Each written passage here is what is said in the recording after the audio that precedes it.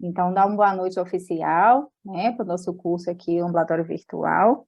O nosso curso está nas aulas, né, preparatórias ainda, a gente está naquela pré-fase do ambulatório começar oficialmente. Então, as nossas aulas oficiais vão começar dia 1º de setembro, com os nossos casos oficiais. Agora a gente está fazendo uma prévia, então a gente começou uma aula de bate-papo, a gente conversou, né, bastante com os alunos da primeira aula. A segunda e a terceira aula, essa é a terceira, nós abrimos para os colegas, né, para quem queira conhecer mesmo o curso, aproveitar, né, então mesmo que não vá fazer, que aproveite esses momentos para poder crescer junto, e também para vocês conhecerem, né, e as inscrições estão abertas do ambulatório virtual, que vai começar oficialmente dia 1º do 9, tá?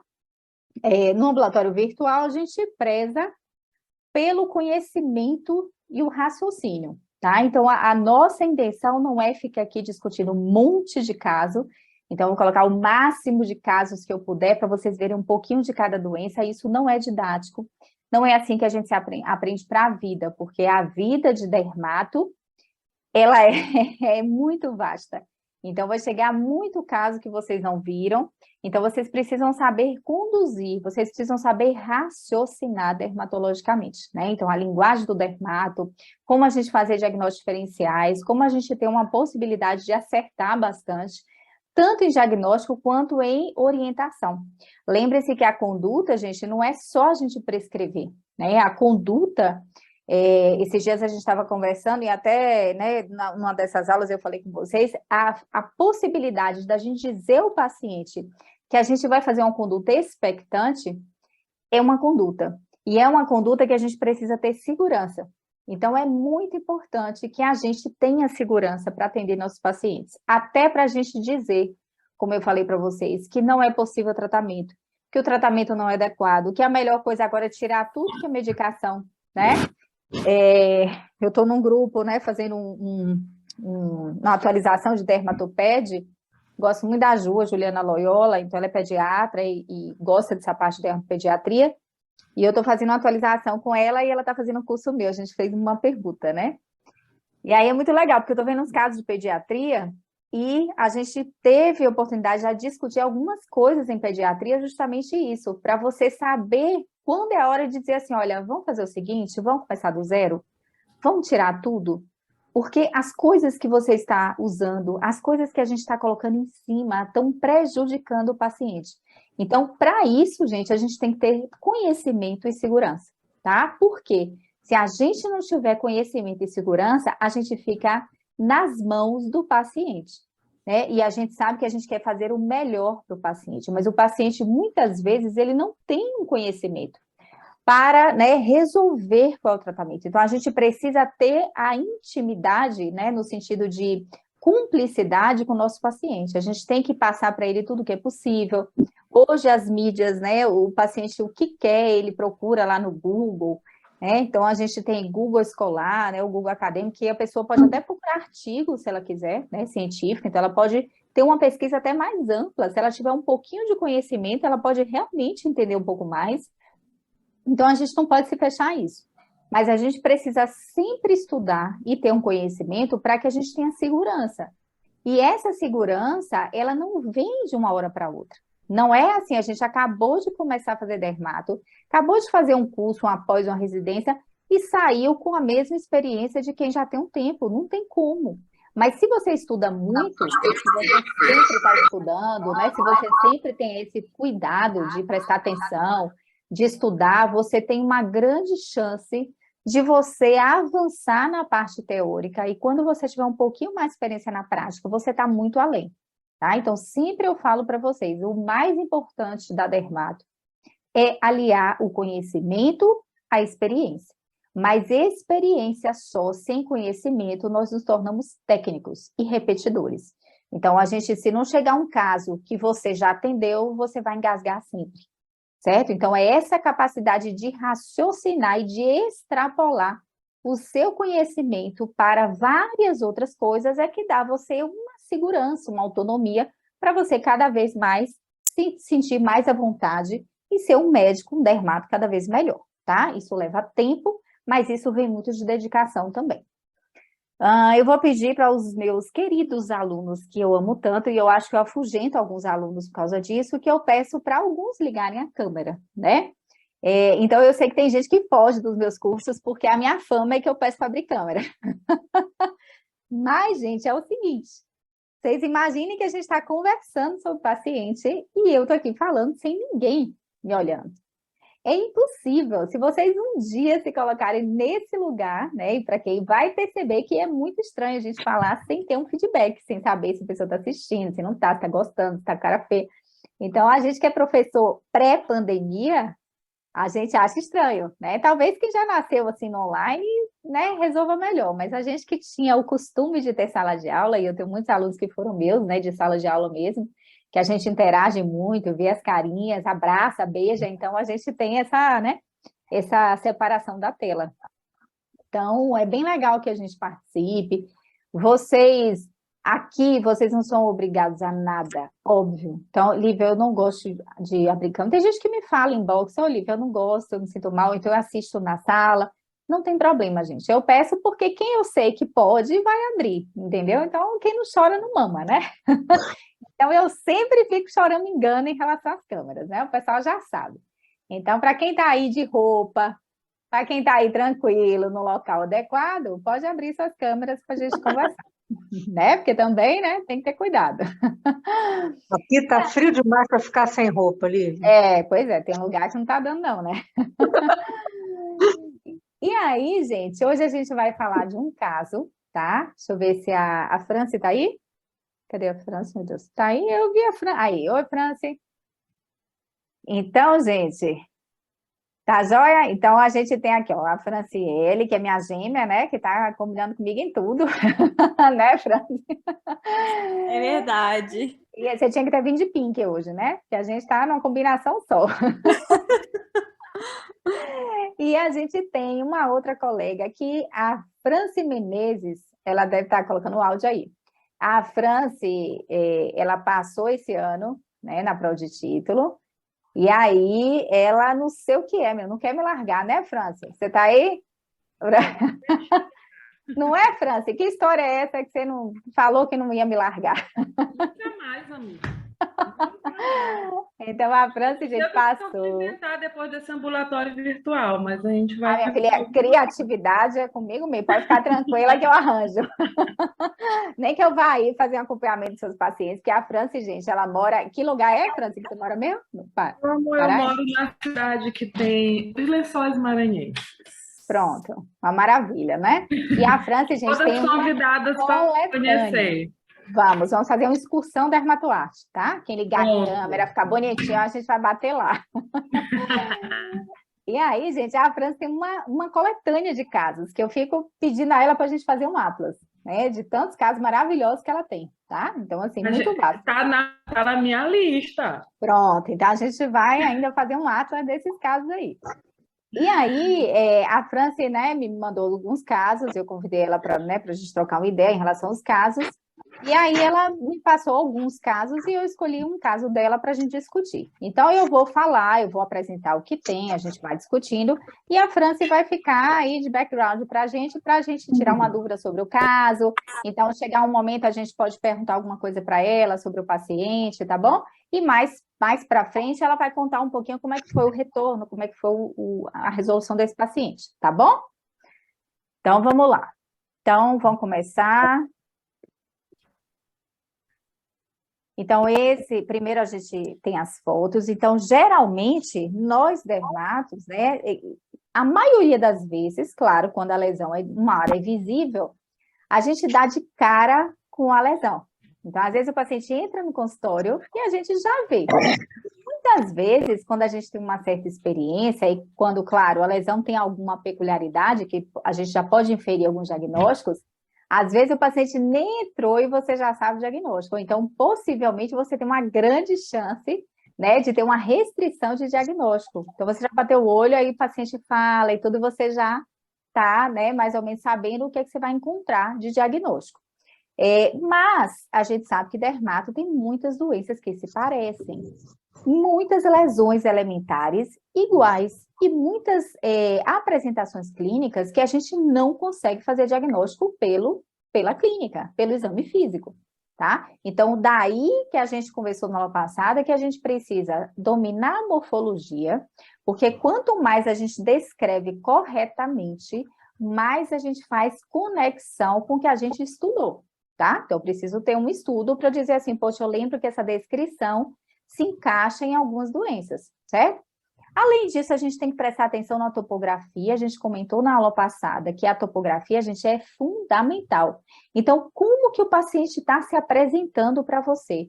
Se ele chega e te mostra uma lesão, é nossa obrigação examinar o paciente inteiro. Por quê? Porque muitas vezes a gente encontra, como investigador médico, coisas que o paciente acha que não tem nada a ver, tá? E tem a ver com a doença, e a gente encontra um monte de coisa que realmente não tem a ver, mas que às vezes é mais importante do que a doença. Então, aquela história de examinar o paciente, quem foi meu aluno de preceptoria, né? A Franci Franco aí, sabe? Que quem foi meu aluno de preceptoria, a Uli, tá aí, a Mari, sabem que era examinar o paciente inteiro, significa tirar a roupa do paciente. Olhar, tá? Então, é olhar a axila, olhar debaixo da mama, olha nos pés, olha as mãos, então é exame físico completo, tá? Isso é fundamental, isso não é bobagem. Eu trabalhei no SUS minha vida inteira e examinei os pacientes todos a vida inteira e nunca perdi a hora. É 1 minuto, gente, 1 minuto. Levanta aí, tira aqui, rapidinho, né? Ainda mais quando o paciente está com vergonha, você, não, que nada, baixa aí rapidinho. 1 minuto você examina, né? E eu nunca tive problema com isso. Então, a gente precisa examinar o paciente todo, ver a topografia, por quê? Porque tem a distribuição. Quem já está no curso sabe que a gente comentou esses dias alguma coisa em relação a isso no grupo, sobre tirar uma foto que você não tire só um close. Mesmo, não, Lívia, só tem aqui, mas é o arranjo, é a distribuição. Então, de repente, faz um arranjo que quando você tira uma foto do paciente mais afastadinho, ou você examina ele como um todo, você percebe uma distribuição, um arranjo, que você não percebe olhando de perto, tá? Então, isso é muito importante. Tirar fotos de close é importante, mas tirar fotos também, examinar o paciente também mais afastado. Olha, tira a roupa, fica de longe, deixa eu olhar a distribuição, tá? Porque isso faz diferença em alguns diagnósticos, tá bom? Pronto, então a gente tem que ver a morfologia, mas a gente sabe que dermato não é só morfologia e topografia, dermato não é visual apenas. Dermato é um filme, não é uma foto. Tá? Muitas vezes a gente faz diagnóstico pelo filme, pela evolução, claro, pelas lesões, mas não apenas pela lesão, tá? Então, muitas vezes uma foto, manda uma foto lá no grupo, gente, história, quanto tempo tem? Porque o tempo é fundamental. Então, a gente vai ver que a gente vai fazer alguns diagnósticos diferenciais pela morfologia, pela tipografia, junto com a anamnese, exame físico, para poder chegar ao diagnóstico, tá? Uma coisa que eu ensino para vocês, né, e que a gente pratica bastante no ambulatório virtual, é raciocinar por capítulos. Então, o que é isso? Bom, a gente vai começar analisando a morfologia e a gente vai chegar numa pergunta: em que capítulos eu posso encaixar essa morfologia? Então, até para a gente procurar onde estudar, então, às vezes você atende o paciente e fala, gente, eu não sei o que é isso, eu não tenho a menor ideia, aí pede ajuda no grupo. Mas muitas vezes é importante você raciocinar por capítulo. Olha, eu não sei o que é, mas eu sei que esse paciente tem lesão eritema-escamativa. Eu sei que esse paciente tem lesões infiltradas. Esse paciente tem lesão violácea. Então, que capítulo que eu vou buscar isso? Poxa, eu vou buscar se é violácea no vascular, no líquen, né? Nas doenças que tem um perfil liquenoide. Então, eu sei mais ou menos onde eu procurar, porque senão a gente fica refém de uma opinião de um colega, tá? Então, vamos lá. Vamos descrever. Quem quer descrever essa morfologia, apenas morfologia? Então, que lesão elemental, o que vocês estão vendo? Gente, não tem problema, vocês estão aqui para crescer junto, tá? Então, descrever não é papo, eu vou dizer, gente, é melhor assim, sabe? E acabou, e a gente é adulto e está aqui para crescer, tá? Então, sem problema, sem vergonha, sem nada. Ô, Leite, você está aí? Tem outra aí, ó, aluna que passou agora recente. A Ju Maranhão também está aí. Ó, gente, a Ju Maranhão está fazendo uns trabalhos com a gente também, Dermatoarte. Ju, seja bem-vinda, viu? Fez a pesquisa da parte dos tratamentos das doenças, tá? Então, a Ju tem parte aí no ambulatório virtual. Seja bem-vinda, Juju. Então, vamos lá. E aí, quem quer descrever? Vamos lá, firme e forte. Bora, Franciele Franco, você tá doida para descrever? Tô vendo que sua boca tá quase pulando a tela, vai lá.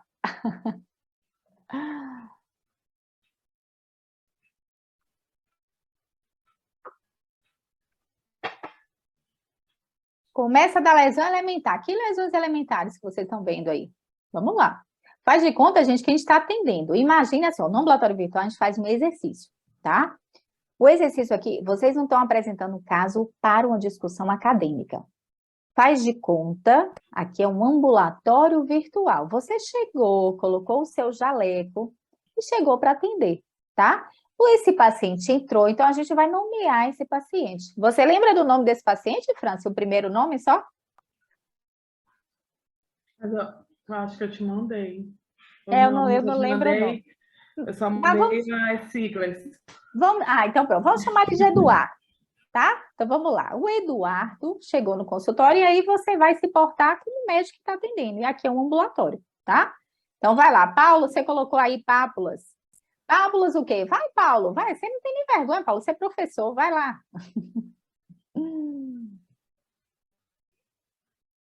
Pápulas eritematosas, escamativas, a Flaviana colocou. Então, pápulas eritematosas, descamativas. O que mais? Tudo que a gente puder descrever que facilite a nossa vida, a gente coloca. A Cris falou que viu vesículas. Eu entendi. As pápulas confluem formando placa. Então, pápulas que confluem formando placa, né? Então, a gente vê aqui que aqui tem umas pápulas soltinhas, mas aqui a gente tem, né, um aspecto já mais grudadinho. A gente percebe que a lesão elementar é pápula, né? E algumas lesões eu concordo com a Cris. Algumas lesões eu vejo uma lesão que parece vesícula ou é pseudovesícula, tá? Porque a gente percebe uma área mais clarinha, tá vendo? Então, elas parecem. Então, o paciente chega com pápulas eritematosas, algumas se agrupam formando placa. Tem algum arranjo especial? Tem alguma coisa aí para poder a gente descrever? Tem lesão secundária? Tá, ela tem lesão, ela tem crosta. Crosta. Então, E tem tem crosta. lesão, eu acho que vejo um arranjo linear, né? Então, tem crosta. Tá. E arranjo, né, com aspecto, assim, parece que tem algum arranjo e tem algumas crostículas, né? Pronto. E aí? E essa pele, tá ok? A pele que tá embaixo da lesão, que tá aqui de base da lesão, ela tem alguma coisa? Xerose e hipercromia. Então, parece que é uma área que tem um pouco de xerose, parece até que tem um pouquinho de liquenificação, não? né? Então, a gente tem que prestar atenção nisso aí. Então, vamos lá. Pronto, vamos passar para... Aqui tem outra, aqui é na perna, né? Na região da perna. O que a gente vê aqui? São as mesmas lesões? O que é que chama atenção aqui nessa lesão da perna? Ali tem mais crosta. Mais liquenificação, não? Sim. E bastante crostinha, né? Então, a gente tem umas crostinhas hemáticas e parecem de escoriação e uma liquenificação. Isso dá uma dica para a gente. O paciente não precisa falar nada, mas a gente pensa o que aqui com essa lesão secundária, esse aspecto? Pronto, o Paulo colocou ali. Parecem ser pruriginosas. São sinais de lesões pruriginosas, tá? A gente sabe que dizer que é pruriginosa não é uma característica de exame físico, né? Mas a gente descreve lesões secundárias que tipicamente são ao atrito ou ao prurido, tá certo? Então, pronto. Vamos ver se tem mais alguma outra coisa. Um close aqui. E com essa foto?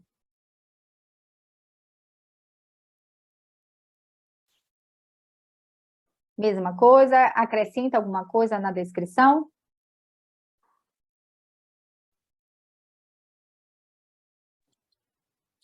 Então, vesículas, né? Então, alguns, né? Ela tem uma lesão, ele tem uma lesão, que parecem vesículas ou vesicopápulas ou seropápulas, né? Tem algo aí que não parece uma pápula só, né? Ou só uma pápula eritematosa. Em algumas lesões tem esse aspecto.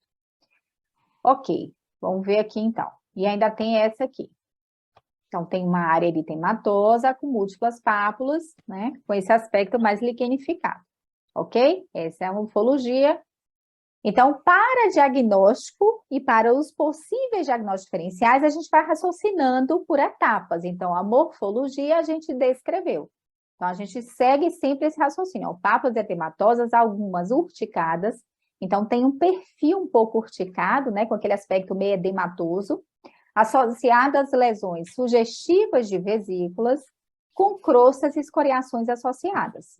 Pronto, é a morfologia que a gente consegue, vai variar um pouquinho, mas é o que vocês escreveram, certo? Vamos continuar. Diante da, né, eu passei direto, mas assim, diante dessa descrição, a gente vai começar a raciocinar, antes da topografia. Então, assim que a gente bate o olho da morfologia, a gente já pensa em alguma coisa. Então, se eu for buscar esse paciente em algum capítulo, gente, eu preciso dar uma estudada nesse paciente. Em que capítulos que vocês iriam procurar? Imagina o Belda, imagina lá o Azulay, ele é meio diferentão, né, gente, dos capítulos, né? É meio difícil a gente juntar o Azulay, mas assim, imagina o Sampaio, o Belda, Bolonha. Que capítulos que eu vou buscar esse paciente? Pruriginosa. Doença tem um capítulo em alguns livros chamado Pápulo-pruriginosas, certo? É um capítulo.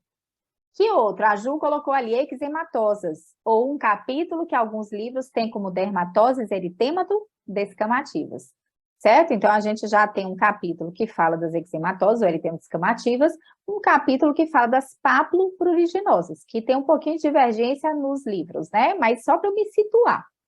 Que mais? Que outro capítulo que vocês poderiam procurar essa doença? Esse paciente? Tá? Oi? Não ouvi, meu. Penfield. Então, que capítulo é esse, Bárbara? Vésico-bolhosas, né? Se eu pensei numa lesão vesiculosa, a gente sabe que não é só lesão, doença vésico-bolhosa que dá vesícula, né? A gente tem as dermatoviroses, que podem dar vesículas, como um herpes, mas eu vou pensar nos capítulos que tem doença vésico-bolhosa, certo? Então, são alguns dos capítulos. Vamos ver. Então, eu coloquei algumas coisas aqui, ó.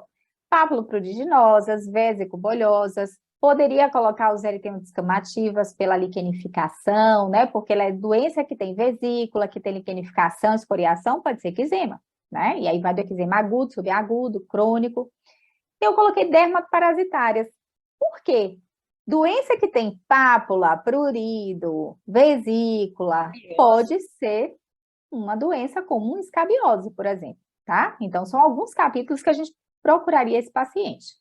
E que doenças? Agora vamos destrinchar um pouquinho mais. Vamos dizer que você abriu o seu livro e falou, atendi esse paciente. Ou então bati o olho nele e automaticamente eu vou abrindo algumas caixinhas. E aí eu pensei, poxa, pode ser uma papuriginosa, pode ser uma vescobolhosa, pode ser uma dermoparasitária. Eu preciso pensar em algumas doenças até para eu poder ir raciocinando. Então, que doenças agora dentro desses capítulos, porque são capítulos amplos. O que é que vocês pensaram de doenças que estão nesses capítulos? Vamos lá. Aí é brainstorm, gente. Não precisa pensar demais, não. Vamos aproveitar o nosso tempo e vamos falar. Eu pensei nisso e tal. E é bom que quanto mais vocês falam... Eu pensaria no herpes simples. Herpes simples. Você vê que quanto mais vocês falam, mais eu consigo ensinar. Porque eu falo, ó, isso aqui não por causa disso, isso aqui... Então é ótimo que vocês falem. Líquen simples crônico. Vamos lá. Escabiose. O que mais? Psoríase. Dentro das dermatoses eritema-descamativa, fala o capítulo. Então, vamos lá. Dentro das dermatoses eritema-descamativas, psoríase e o quê? Gutata? Oi? Gutata? Vamos lembrar da lesão alimentar que a gente descreveu? Pápulas eritematosas. Algumas têm um perfil que parecem urticadas, porque parecem ter um edema, né?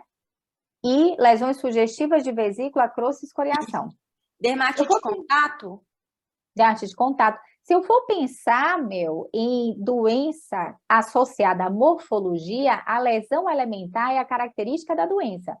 Então, qual é a lesão elementar de uma psoríase? Típica. Se for uma psoríase ou pustulosa ou não pustulosa. Não pustulosa. Uma pustulosa, placa. Eritema esquemativa. Então, Mas a ela gente não conclui, né? E forma uma descreve, placa. mas veja só, aí é que eu quero chegar. É ótimo, foi ótimo você perguntar isso. Porque uma coisa é doença que tem pápula como lesão elementar que se agrupam formando placa. Outra coisa é doença que nasce como placa. A psoríase é uma doença típica de placa, tá? Então, por